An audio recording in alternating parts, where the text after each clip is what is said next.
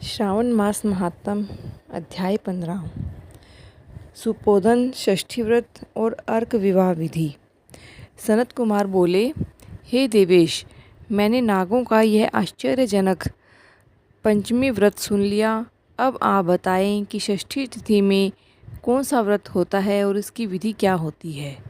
ईश्वर बोले, हे विपेंद्र, श्रावण मास के शुक्ल पक्ष की षष्ठी तिथि को महामृत्यु का नाश करने वाला सुपोधन नामक शुभ व्रत करना चाहिए। शिवालय में अथवा घर में ही प्रयत्न पूर्वक शिव का पूजन करके सुपोधन का नैवेद्य उन्हें विधि पूर्वक अर्पण करना चाहिए। इस व्रत के साधन में आम्र का लवण मिलाकर शाक और अनेक पदार्थों के नैवेद्य अर्पित करें। साथ ही ब्राह्मण को वायन प्रदान करें। जो इस विधि से व्रत करता है उसे अनंत पुण्य मिलता है। इस प्रकरण में लोग एक प्राचीन कहानी सुनाते हैं जो इस प्रकार है। प्राचीन समय में रोहित नाम का एक राजा था। काफ़ी समय बीतने के बाद भी उसे पुत्र रत्न की प्राप्ति नहीं हुई। तब वह पुत्र के अभिलाषा में उस राजा ने अत्यंत कठोर तप किया। ब्रह्मा जी ने राजा से कहा, तुम्हारे प्रारब्ध में पुत्र नहीं है। तब भी पुत्र की लालसा में वह राजा अपनी तपस्या से जरा भी विचलित नहीं हुआ। इसके बाद राजा तपस्या करते करते संकटग्रस्त हो गए। तब ब्रह्मा जी पुनः प्रकट हुए और कहने लगे, मैंने आपको पुत्र का वर तो दे दिया है, लेकिन आपका यह पुत्र अल्पायु होगा। तब राजा और उसकी पत्नी ने विचार किया, इससे रानी का बांझपन तो दूर हो जाएगा, संतानहीनता की निंदा नहीं होगी। कुछ समय बीत जाने के बाद ब्रह्मा जी ने जो वरदान दिया था उससे उन्हें पुत्र रत्न की प्राप्ति हुई। राजा ने विधि पूर्वक उसके जात कर्म आदि सभी संस्कार किए। दक्षिणा नाम वाली उस रानी और राजा के पुत्र का नाम भी शिवदत्त रखा गया। उचित समय आने पर भयभीत चित्त वाले राजा ने पुत्र का यज्ञोपवीत संस्कार किया, किंतु राजा ने उसकी मृत्यु के भय से उसका विवाह नहीं किया। तदंतर 16वें साल में उनका पुत्र शिवदत्त मृत्यु को प्राप्त हो गया। तब ब्रह्मचारी की मृत्यु का स्मरण करते हुए राजा को बहुत चिंता होने लगी कि जिन लोगों के कुल में कोई ब्रह्मचारी मर जाए तब उनका कुल खत्म हो जाता है और वह ब्रह्मचारी भी दुर्गति में पड़ जाता है। सनत कुमार बोले, हे देव, हे जगन्नाथ, इसके दोष निवारण का उपाय है या नहीं? यदि उपाय है तो अभी बताएं, जिससे दोष की शांति हो सके। ईश्वर बोले, यदि कोई स्नातक या ब्रह्मचारी मर जाए तो अर्क विधि से उसका विवाह कर देना चाहिए।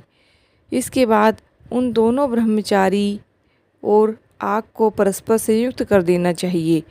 अब अर्क विवाह की विधि कहते हैं। मृतक का गोत्र, नाम आदि लेकर देश काल का उच्चारण करके कर्ता यह कहे कि मैं मृत ब्रह्मचारी के दोष निवारण हेतु व्रत करता हूँ। सर्वप्रथम सुवर्ण से अभ्युदिक करके अग्नि स्थापन कर होम कराकर चारों वयतियाँ ओम भूर्भुवः स्वः से हवन करना चाहिए। इसके बाद व्रत अनुष्ठान के उत्तम फल में निमित्त व्रतपति अग्नि के संपादनार्थ विश्व देवों के लिए धृत की आहुति डालें। उसके बाद होम करके होम को संपन्न करें। पुनः देश काल का उच्चारण करके इस प्रकार बोलें कि मैं अर्क विवाह करूँगा। उसके बाद सुवर्ण से अभ्युदकित कृत्य करके अर्क शाखा और मृतक की देह को तेल और हल्दी से लिप्त करके पीले सूत से वेष्टित करें और पीले रंग के 2 वस्त्रों से उसे ढक दें। इसके बाद अग्नि स्थापन करें और विवाह विधि में प्रयुक्त योजक नामक अग्नि में अघार होम करें और अग्नि के लिए आज्य होम करें। उसके बाद चारों विहात्रियों से ओम भूर्भुवः स्वः बृहस्पति और कामदेव के लिए आहुति प्रदान करें। पुनः घृत से स्वीकृत होम करवाकर हवन संपूर्ण करें। उसके बाद आग की डाली और मृतक के शव को विधि पूर्वक जला दें। मृतक के निमित्त 6 वर्ष तक इस व्रत का अनुष्ठान करना चाहिए। इस अवसर पर 30 ब्रह्मचारियों को नवीन कौपीन वस्त्र प्रदान करना चाहिए और हस्त प्रमाण अथवा कान तक लंबाई वाले दंड और कृष्ण मर्ग चर्म भी प्रदान करने चाहिए। उन्हें चरण पादुका, छत्र, माला, गोपी चंदन, प्रवालमणि की माला और अनेक आभूषण समर्पित करने चाहिए। इस विधान से व्रत करने पर कोई विघ्न नहीं होता है। ईश्वर बोले, ब्राह्मणों से यह सुनकर राजा ने मन में विचार किया कि यह अर्क विवाह तो मुझे गौण प्रतीत होता है, मुख्य नहीं, क्योंकि कोई भी व्यक्ति मरे हुए को अपनी कन्या नहीं देता है।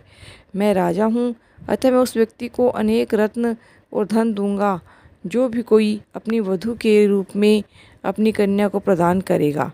उस नगर में एक ब्राह्मण था। उस समय वह किसी दूसरे नगर में गया हुआ था। उसकी एक सुंदर पुत्री थी जिसकी माता की मृत्यु पहले से हो चुकी थी। ब्राह्मण की दूसरी पत्नी भी थी जो ब्राह्मण की पुत्री के प्रति बुरे विचार रखती थी और दुष्ट मन वाली थी। कन्या 10 वर्ष की और दीन थी, अपनी सौतेली माँ के अधीन थी। अतः सौतेली माँ ने द्वेष और अत्यधिक धन के लालच में 1 लाख मुद्रा लेकर उस कन्या को मृतक राजकुमार के लिए दे दिया। कन्या को लेकर राजा के लोग नदी के तट पर शमशान भूमि में राजकुमार के पास ले गए और शव के साथ उसका विवाह कर दिया। इसके बाद विधि विधान से शव के साथ कन्या का योग करके जब वे जलाने की तैयारी करने लगे तब उस कन्या ने पूछा, हे सज्जनों, आप यह लोग क्या कर रहे हैं? तब वे सभी दुखित मन से कहने लगे, हम तुम्हारे पति को जला रहे हैं। इस पर भयभीत होकर बाल स्वभाव के कारण रोती हुई उस कन्या ने कहा, आप लोग मेरे पति को क्यों जला रहे हैं? मैं जलाने नहीं दूंगी। आप लोग सभी यहाँ से चले जाइए। मैं अकेली ही यहाँ बैठी रहूँगी और जब ये उठेंगे तब मैं अपने पतिदेव के साथ चली जाऊँगी। उसका हठ देखकर दया के कारण दीन चित्त वाले कुछ भाग्यवादी वृद्धजन कहने लगे, अहो, होनहार भी क्या होता है, इसे कोई भी नहीं जान सकता। दीनों की रक्षा करने वाले कृपालु भगवान न जाने क्या करेंगे। सोत की पुत्री का भाव रखने के कारण सौतेली माता ने इस कन्या को बेचा है, अतः संभव है कि भगवान इसके रक्षक हो जाएं। अतः हम लोग इस कन्या को और इस शव को नहीं जला सकते, इसलिए सभी को अच्छा लगे तो हम लोग यहाँ से चले जाते हैं। परस्पर ऐसा निश्चय करके वे सब अपने नगर को चल दिए। बाल स्वभाव के कारण यह सब क्या है, इसे न जानती हुई भय से व्याकुल वह कन्या एकमात्र शिव और पार्वती का स्मरण करती रही। उस कन्या के स्मरण करने से सब कुछ जानने वाले और दया से पूर्ण हृदय वाले शिव पार्वती शीघ्र ही वहां आ गए। नंदी पर विराजमान होकर शिव पार्वती को देखकर उन देवों को न जानती हुई भी उस कन्या ने पृथ्वी पर दंड की भांति पकड़कर प्रणाम किया और उन्हें आश्वासन हुआ कि पति से तुम्हारे मिलने का समय अब आ गया है। तब कन्या ने कहा कि मेरे पति अब जीवित नहीं होंगे। उसके बाल भाव से प्रसन्न होकर और दया से परिपूर्ण शिव पार्वती ने कहा कि तुम्हारी माता ने सोपादन नामक एक व्रत किया था। उस व्रत का फल संकल्प करके तुम अपने पति को प्राप्त करो। तुम कहो कि मेरी माता के द्वारा जो सोपादन व्रत किया गया है, इसके प्रभाव से मेरे पति जीवित हो जाएं। तब कन्या ने वैसा ही किया। उसके परिणाम स्वरूप शिवदत्त जीवित उठ खड़ा हुआ। उस कन्या को व्रत का उपदेश देकर शिव और पार्वती अंतर ध्यान हो गए। तब शिवदत्त ने उस कन्या से पूछा, तुम कौन हो? मैं यहाँ कहाँ से आया हूँ? तब उस कन्या ने उसका वृतांत सुनाया और रात हो गई। प्रातः होने पर नदी के तट पर गए लोगों ने राजा को वापस आकर कहा कि हे राजन, आपका पुत्र और पुत्रवधू नदी के तट पर स्थित हैं। विश्वस्त लोगों से यह बात सुनकर राजा बहुत खुश हुआ और हर्ष भेरी बजवाते हुए नदी के तट पर गया। सभी लोग प्रसन्न होकर राजा की प्रशंसा करने लगे। वह बोले, हे राजन, मृत्यु के घर गया हुआ आपका पुत्र पुनः लौट आया है। इस प्रकार राजा पुत्रवधू की प्रशंसा करने लगे और बोले कि लोग मेरी प्रशंसा क्यों कर रहे हैं? प्रशंसा के योग्य तो यह वधू है। मैं तो भाग्यहीन और अधम हूँ। धन्य और सौभाग्यशाली तो यह पुत्र वधू है, क्योंकि इसी के पुण्य के प्रभाव से मेरा पुत्र जीवित हुआ है। इस प्रकार अपनी पुत्र वधू की प्रशंसा करके राजा ने दान और सम्मान के साथ श्रेष्ठ ब्राह्मणों का पूजन किया और गांव से बाहर ले जाए गए मृत व्यक्ति के पुनः ग्राम में प्रवेश करवाने से संबंधित शांति की विधि को ब्राह्मणों के निर्देश पर विधि पूर्वक संपन्न किया। हे वत्स, इस प्रकार मैंने आपसे यह सुपोधन व्रत कहा। इसे 5 वर्ष तक करने से अनंतर उद्यापन करना चाहिए। पार्वती और शिव की प्रतिमा का प्रतिदिन पूजन करना चाहिए। प्रातःकाल आम के पल्लवों के साथ चरु का होम करना चाहिए। साथ ही नैवेद्य तथा वायन अर्पित करना चाहिए।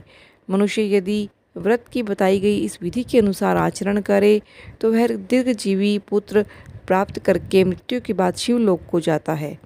इस प्रकार श्रावण मास महात्म 15वां अध्याय पूर्ण हुआ। बोलिए शिव शंकर भगवान की जय।